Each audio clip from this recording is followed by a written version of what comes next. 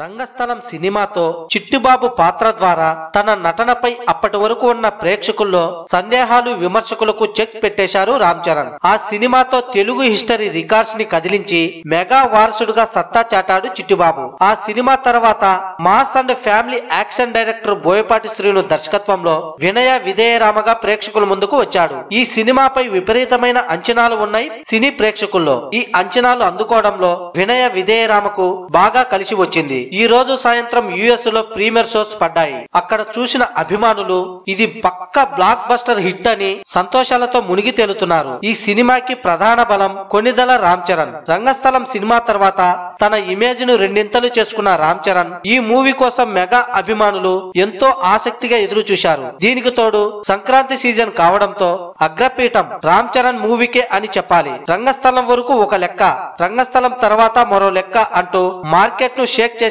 రామ్ చరణ్ ఈ సినిమాలో వినయ విధేయరాముడిగా పవర్ఫుల్ లుక్ లో దర్శనమిచ్చాడు. రామ్ చరణ్ సిక్స్ ప్యాక్ ఉగ్ర రూపం దాల్చి డిఫరెంట్ లుక్ లో కనిపిస్తున్నాడట.